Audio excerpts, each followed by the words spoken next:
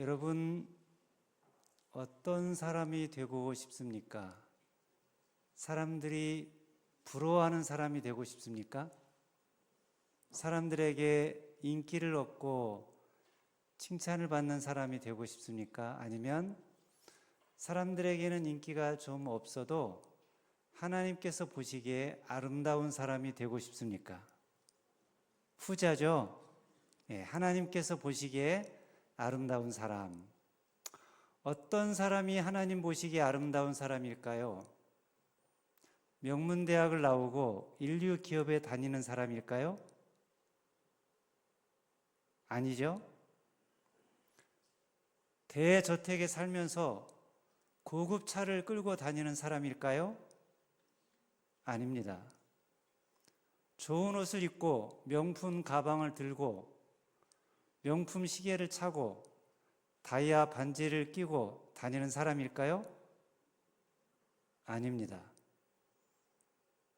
고급 화장품을 쓰고 좋은 옷을 입고 고급 레스토랑에서 비싼 음식을 즐겨 먹는 사람도 아닙니다.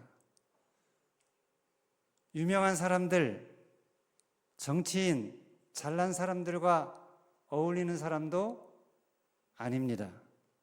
돈으로, 지위로, 경력으로 사람을 무시하고 깔보는 사람은 더더욱 아닙니다. 그러면 어떤 사람이 아름다운 사람입니까? 하나님을 사랑하고 이웃을 공경하는 사람입니다. 부모를 공경하고 노인을 공경하고 소외된 사람들을 귀중히 여기는 사람입니다. 인격을 존중할 줄 알고 은혜를 마음에 새기는 사람이에요. 돈과 권력과 체력이 있어도 함부로 쓰지 않는 사람입니다. 늘 그 마음에 기쁨이 있고 평안이 있는 사람이에요. 사람들에게 따뜻하고 친절한 사람입니다. 그 누구도 가볍게 함부로 대하지 않는 사람입니다. 다른 사람들의 말을 잘 듣고 경청하는 사람입니다. 자기 잘못을 시인할 줄 알고 상대방을 축복하는 사람입니다.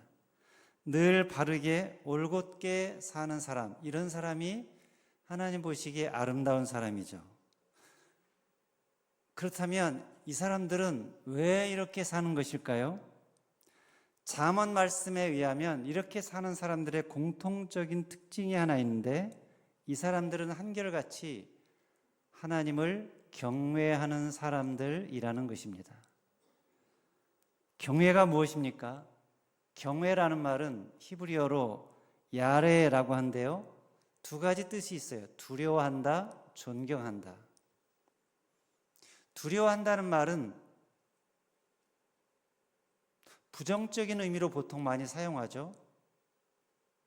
그런데 두려워한다는 말에는 부정적인 의미와 긍정적인 의미, 두 가지 의미가 있습니다. 먼저 부정적인 의미는 뭡니까? 만약에 여러분이 길을 가다가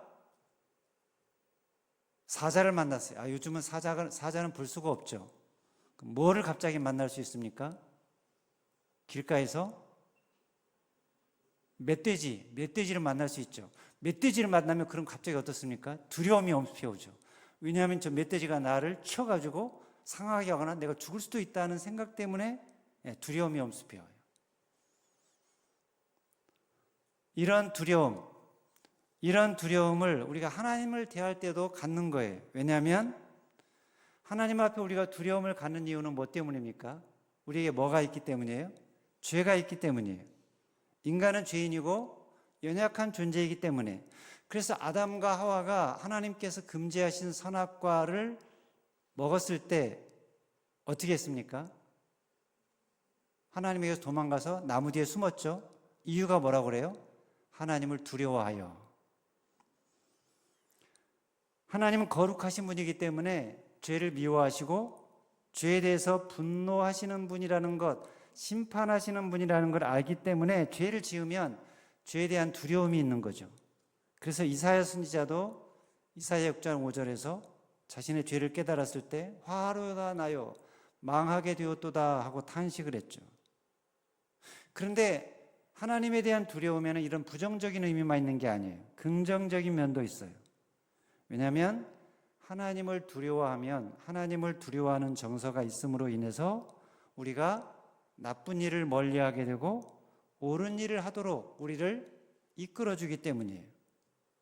하나님을 두려워하지 않는 사람은 처벌도 심판도 무서워하지 않기 때문에 쉽게 죄를 저지르는 성향이 있죠. 그리고 죄를 짓고도 정당화하고 합리화합니다. 근데 하나님을 두려워하는 사람은 죄를 짓지 않으려고 하고 조그만 죄라도 지으면 어떻게 합니까? 회개를 하죠. 그러면 하나님께서 그 회개하는 자를 용서해 주시고 사랑으로 자비로 은총으로 대해 주십니다. 그러니 그 사랑을 아는 사람은, 그 은총을 깨달은 사람은 두려움을 넘어서 하나님 앞에 존경으로 나아가죠. 두려움에 머물지 않고 존경으로 나가는 것, 그게 경외입니다. 경외의 반대는 무엇입니까? 경멸입니다. 경시예요. 하나님을 업신여기고 가볍게 여기고 하찮게 여기는 거예요. 깔보고 무시하는 것입니다. 그것을 오늘 본문 잠언 14장 2절에서는 뭐라고 표현을 했냐면 패역이라고 표현했습니다. 우리 같이 한번 다시 읽을까요? 시작. 정직하게 행하는 자는 여호와를 경외하여도 패역하게 행하는 자는 여호와를 경멸하느니라. 여기 패역이라는 말은 히브리어로 루즈인데요. 굽히다, 구부리다, 속이다, 외면하다, 거절하다, 떠나다 이런 뜻들이 있습니다. 어디에서 떠나고 어디에서 구부러지나 하나님이 정해주신 길에서, 하나님이 정해주신 법에서 떠나고 벗어나고 반항하는 것, 그것을 패역이라고 한다는 거예요. 우리말 가운데 이 패역에 가까운 말이 있는데요. 뭘까요? 지자로 시작합니다. 지랄이라는 말입니다. 마구 법석을 떨면서 분별 없이 행동할 때, 그런 사람을 가리켜서, 그런 행동을 가리켜서 표현할 때 뭐라고 합니까? 지랄한다. 또 덧붙이죠. 지랄하고 자빠졌네 그러죠.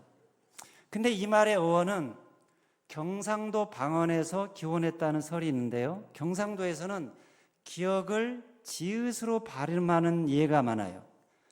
예를 들면 기름을 지름이라고 발음을 하잖아요.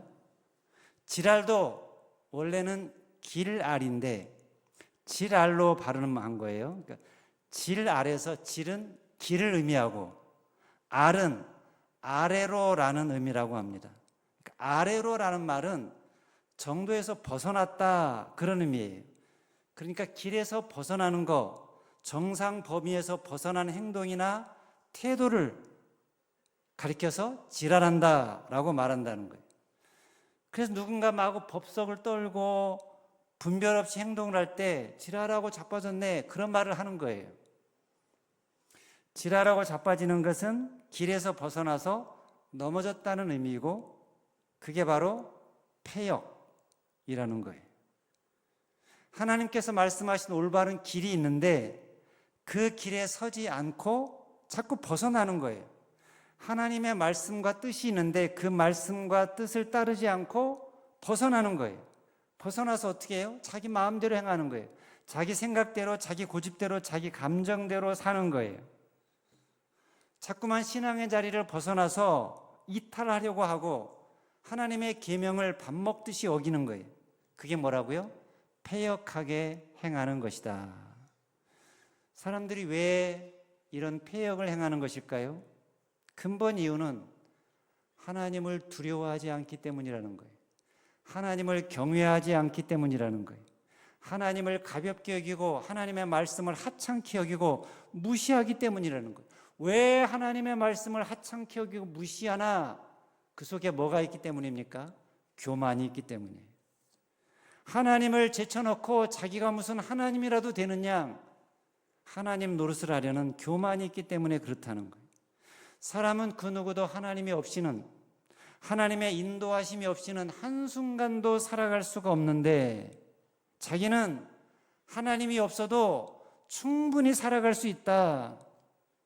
하나님의 말씀이 없어도 얼마든지 내 생각대로 잘 살아갈 수 있다라는 그런 교만이 있기 때문에 하나님을 무시하고 하나님의 법을 하찮게 여기고 업신여긴다는 거예요.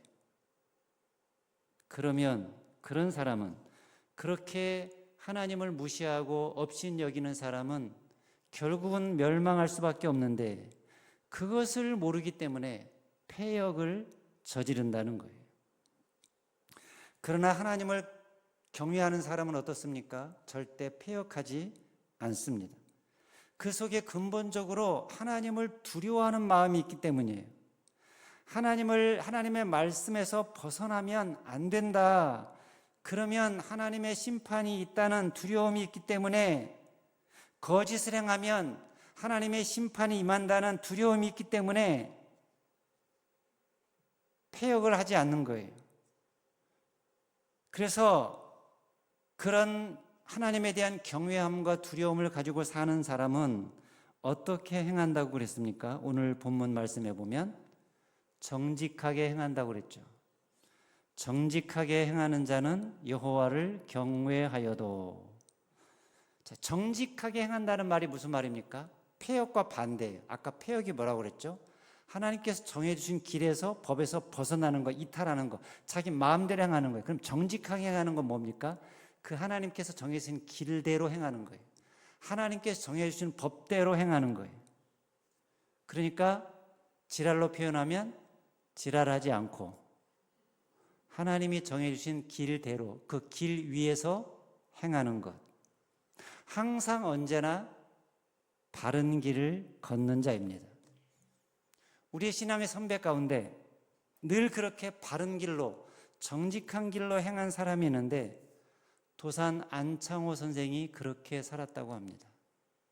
도산 안창호 선생이 미국으로 한 번은 갔다가 돌아왔는데, 거기서 교훈을 받고 우리도 배워야 한다 그러면서 평양에 대성학교를 세웠는데, 그런데 어느 날 한 학생이 결석을 하고 결석계를 가져왔어요. 근데 도산에 보니까 그 결석계에 밑에 부모님의 도장이 찍힌 것이 아니라 남의 도장을 찍어놓고 흐리게 잘 보이지 않게 이렇게 찍은 게 보였어요. 그래서 그 학생을 불러서 그가 정직하지 않고 속인 것을 확인했어요. 그런 후에 거짓을 행한 자는 우리 학교 학생이 될 수 없다. 그래서 퇴학 처분을 내렸어요.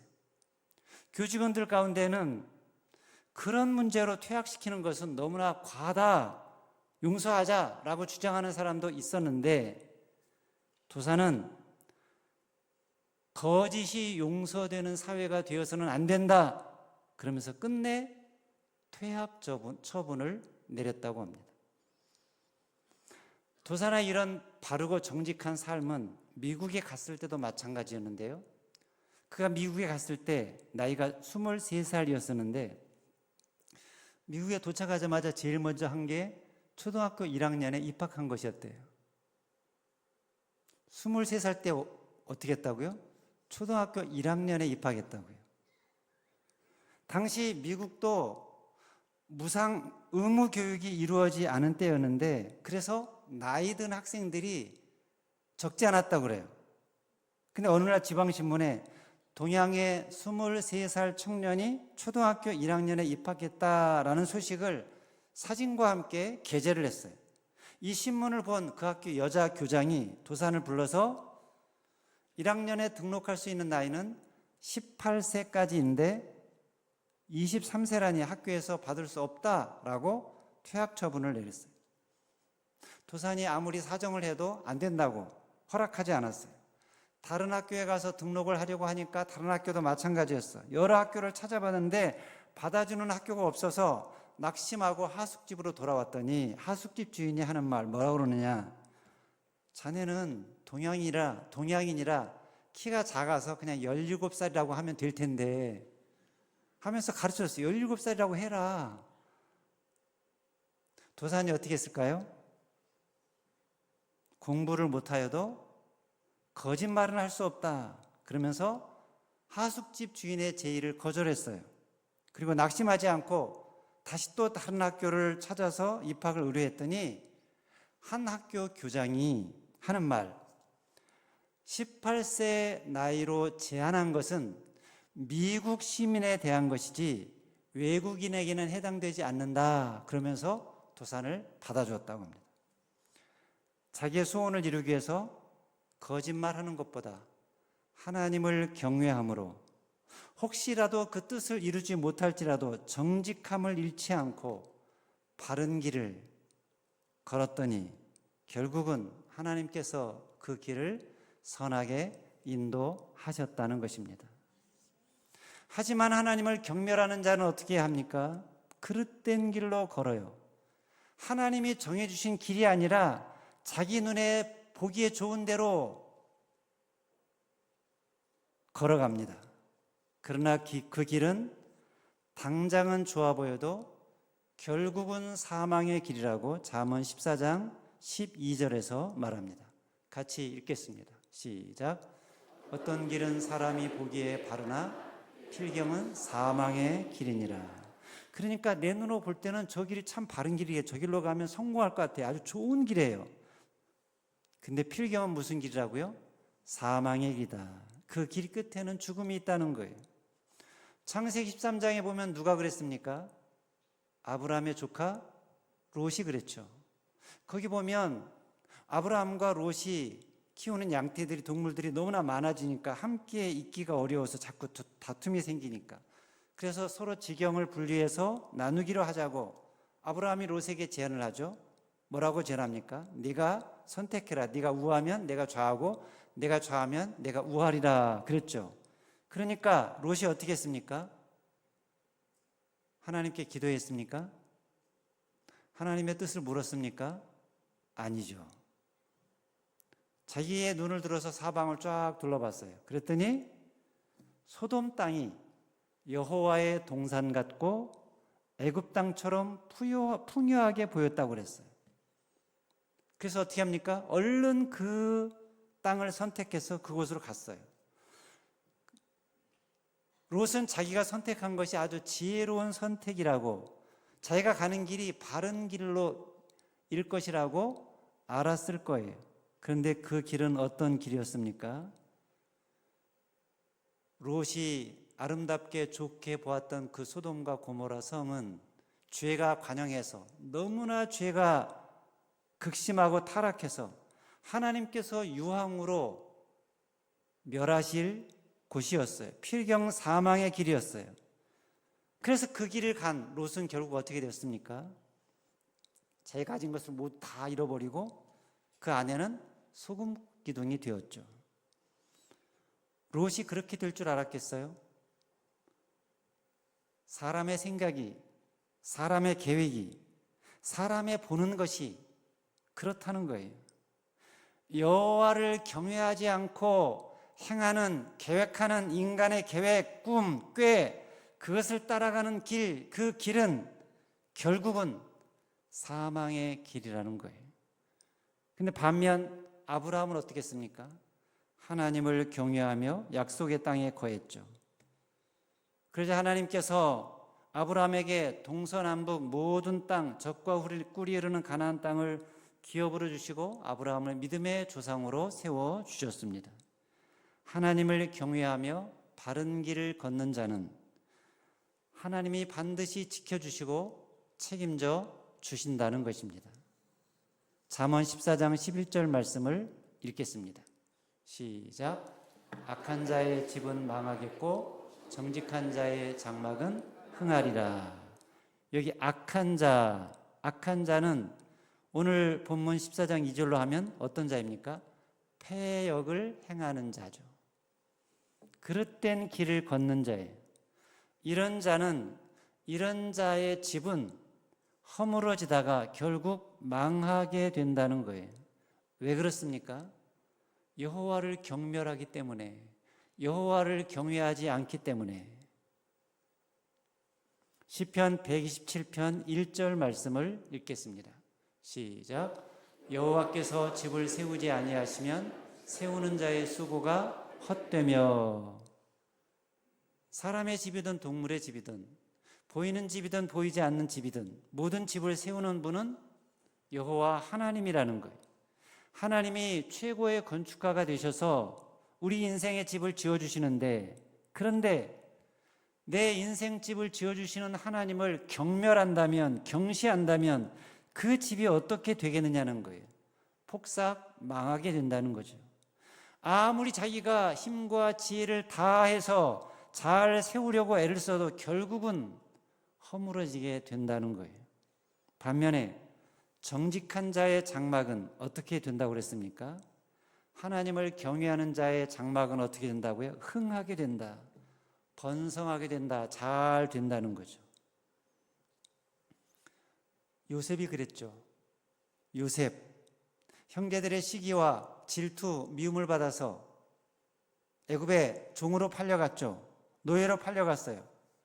그런데 그런 중에도 요셉은 늘 하나님을 경외했습니다.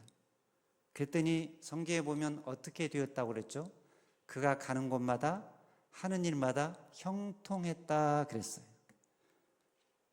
보디발의 집에서도 형통을 했고 감옥에서도 형통했어요. 그래서 그 결과 애굽 총리라는 자리에 오르게 되었고, 흉년 때문에 굶어 죽을 지경에 처해 있던 자기 가족들을 다 살려내고 구원하는 자가 되었어요. 하나님을 경외하는 자는 그 자신뿐만 아니라 그 주변 사람들까지도 하나님이 지켜주시고 보호하시고 축복하신다는 것입니다. 그러나 하나님을 경멸하는 자는 하나님도 경멸하신다. 그러므로 여러분, 한 사람도 하나님을 경멸하는 자리에 있지 않으시기를 바랍니다. 패역의 자리로 가지 않기를 바랍니다.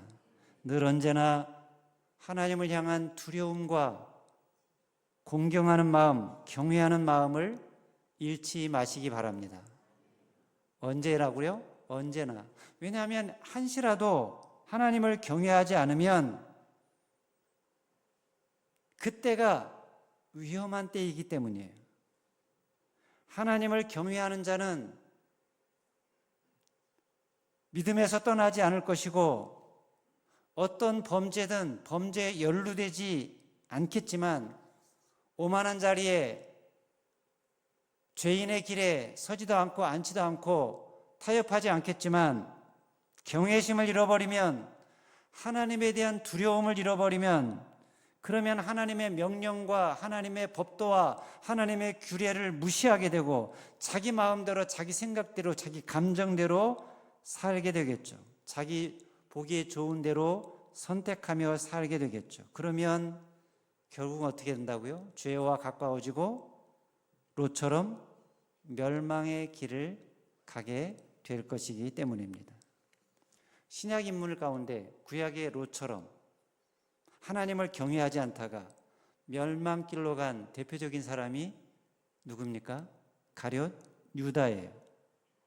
여러분, 예수님의 제자 가운데 유다와 베드로의 차이가 무엇입니까? 둘 다 실수와 잘못이 있었지만 한 사람은 하나님을 경외하는 사람이었고 한 사람은 경시하는, 경멸하는 사람이었다는 거예요. 물론 가룟 유다도 처음에는 하나님에 대한, 예수님에 대한 믿음과 경외심이 있었을 거예요. 왜냐하면 그도 제자의 반열에 올랐고, 그리고 제자들 가운데 회개를 맡은 것을 보면 제자들 중에서도 신망이 두터웠음을 알 수 있습니다. 그런데 재물 욕심에 돈에 눈이 어두워 패역의 길을 걷기 시작했죠. 경외심을 잃고 예수님을 육신의 관점으로 바라보니까 자꾸만 실족거리만 보이는 거예요. 저분이 진짜 하나님이시라면 왜 저런 것도 못하실까? 예수님을 인간의 눈으로, 인간의 관점으로 바라보니 보면 볼수록 전능하신 하나님이라기보다는 힘없는 나사렛 목수로 보였어요. 그래서 패역의 길, 배반의 길로 걸었죠. 또 한 가지, 가룟 유다가 그 마음이 패역한 상태라는 것을 보여주는 한 예가 있죠. 유월절 전에 마리아가 예수님의 발에 향유를 부은 사건 때 그의 본질이 드러났어요. 예수님은 그것을 그가 자신의 장례를 예비하는 것이라고 사람들에게 칭송받을 만한 일이라고 하셨는데 유다는 어떻게 했습니까? 왜 그 비싼 향유를 허비하느냐고 화를 냈어요. 그것으로 가난한 사람을 구제해주면 얼마나 좋겠느냐라는 거죠. 근데 그것은 정의의 분개가 아니라 사실은 그가 도적이기 때문에 그 비용을 훔치려는 심보로 그같이 말하는 것이라고 성경에 기록하고 있습니다.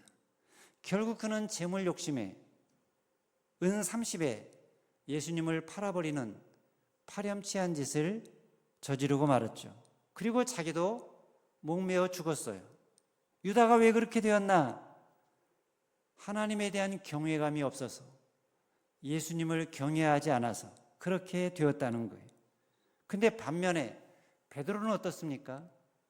베드로는 어떤 일이 있어도 경외심을 잃지 않았어요. 여러 번 실수도 하고 잘못도 하고 예수님께 꾸중도 들었지만 예수님을 위해서 충성스럽게 한 일에 대해서도 책망받을 때가 잦았지만 거듭된 질척에도 베드로는 전혀 상심하지 않았습니다.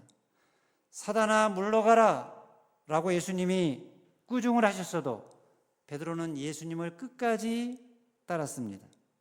어떤 말씀을 듣더라도 예수님을 사랑하는 마음과 경외하는 마음을 간직했던 그였기에 마지막 예수님께서 승천하시기 전에 그를 만나서 사랑을 확인하시고 자기의 양떼를 먹이라고 사명을 맡겨주셨죠. 노아도 아브라함도 요셉도 다윗도 그들이 하나님께 쓰임받은 이유는 다른 것이 아닙니까? 그들이 완전 무결했기 때문이 아니에요. 어떤 실수도 잘못도 죄도 짓지 않았기 때문이 아니에요. 한 가지, 하나님을 경외하였기 때문입니다. 하나님을 경외하는 자들이었기 때문이에요. 정직하게 바르게 행하려고 노력했고 패역을 행하지 않았기 때문입니다.